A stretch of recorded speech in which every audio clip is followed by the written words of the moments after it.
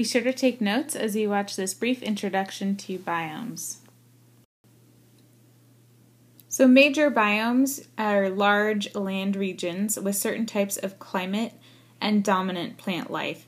There are also characteristic soil types in each type of biome, and the characteristics of biomes are really based on latitude, so equator versus the poles, and also elevation, so are you at sea level or are you at the top of a mountain. Annual precipitation is also a really big important characteristic, so when it rains or snows or there's fog and how much of it falls.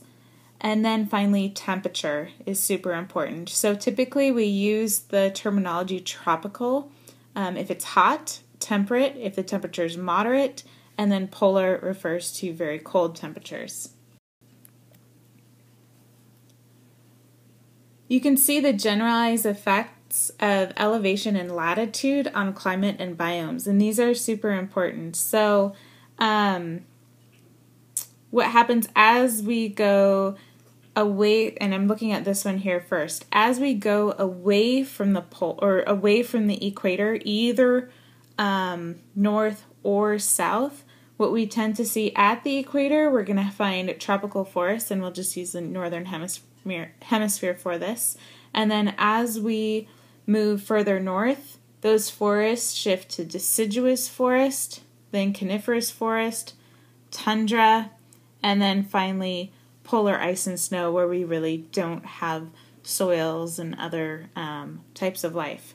We also see certain patterns as we move up in elevation. So if, let's say, we're at the equator, down at a low elevation, we would probably expect tropical forests. Then as we move up in elevation, we see this same pattern.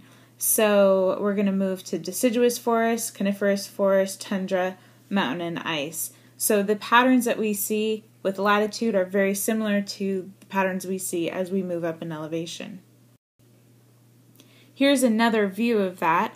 So average precipitation and temperature are the biggest limiting factors for the type of plant life that we get in different biomes. So over here, we can see that when we have really wet, hot temperatures, we get tropical rainforests. As we get colder, the forest types change, and that was what we saw in that last slide. What we can also see is that as the amount of precipitation decreases, we're also going to get several different types of biomes. So, if it's hot, still tropical grasslands, tropical deserts. Chaparral is a special type of biome we'll talk about. And then we get to temperate grasslands, temperate deserts, and so on. So we'll start going through some of these. First of all, deserts. Deserts have very little precipitation, and because of that, they have very little vegetation. One interesting thing about the desert, and if you've ever been to a desert, you may have noticed that during the day it gets super, super hot, but at night it actually cools off pretty quickly, and it can get really cold. And that's because there's no moisture in the air. Water has a hard time, or it requires a lot of energy to change temperatures. So if there's a lot of water in the air, we don't get as much temperature change. But because there's no water, or very little water in the air in the desert, we get really extreme temperature changes. So once the sun goes down, it gets really, really cold. So we have different types of deserts depending on the temperature, and that mostly has to do with latitude. So tropical deserts are near the equator, temperate deserts tend to be at middle latitudes, and then cold deserts are closer to the poles. One thing about all deserts is that their ecosystems are very, very fragile. There's not a lot of nutrients in the soils, not really a lot of soil at all. So plants grow very slowly. There's very low species diversity. There's very, very slow nutrient recycling. And then, of course, there's a lack of water. So here we can see with these different types of deserts, the average temperatures, which is the red line throughout the year, and then the average amount of precipitation, which you can see is very low no matter what type of a desert we're in. So because the desert is such a harsh environment, organisms need to have a lot of adaptations to survive in the desert. Most of those adaptations have to do with either beating the heat or really conserving water. So some plant adaptations, if you think of succulents like cacti, they're going to actually store the water so that when it does rain, they can take advantage of that and use it throughout the year. And then some have really deep tap roots, which means they send a root really deep into the ground where there might be some water stored underground. Animal strategies or adaptations, some have special physiology or anatomy to help them in the desert. So, maybe they have really big ears that allow them to cool off, or their excretions, like their pee and their poop basically, are solid and dry, so they're not wasting water that way. Or they may change their behavior to just be active at night when it's cool, or to burrow underground where it's also a lot cooler. In the desert, if you've ever been to the desert after a rainstorm, a lot of the plants also have adaptations that they will go straight into flowering, get through their life cycle really quickly, and disperse their seeds while there's still some water in the soil, and they have a better chance of survival. There are 3 types of grasslands. For grasslands, there needs to be enough precipitation to support the grasses, so more than in a desert. But if there's too much precipitation, we'll actually get trees. So there has to be some sort of a medium. And they generally also need seasonal drought, grazing by large herbivores, which is things that eat the grasses, trim them down, and occasional fires. So tropical grasslands, we call the savanna. They have a lot of grazers and browsing animals. Grazers eat the grasses. Browsers eat the shrubs and trees and things like that. In the middle latitudes, we find temperate grasslands. They typically have cold winters and hot, dry summers. And there are certain types like tallgrass prairie, which is one of the most sort of endangered type of grassland. There are also shortgrass prairies. And this particular type of grassland has been hit really, really hard by farming, and they've been converted. So, 99% of tallgrass prairie in the United States has been converted to agriculture. And then finally, the cold deserts or Arctic tundra. They have very, very small plants to conserve heat. They mostly only grow in the short summer. Animals there have really, really thick fur. And one characteristic thing is that there's something called permafrost. So the underground soil actually stays frozen year-round. And that's important. In the tundra, they actually build roads on the permafrost. People's houses are built on it. So interestingly, as climate changes and the permafrost is starting to melt, these structures are being compromised. There's also alpine tundra, which is just found above the tree line in mountains. So it's similar to the Arctic tundra, just it doesn't necessarily have to be towards the poles. So again, we can see the amount of rainfall that we typically get, and drought again is important in many of these, and the typical types of temperatures depending where in the world we are. And I mentioned this before, but yeah, a lot of those temperate grasslands are being converted into agriculture.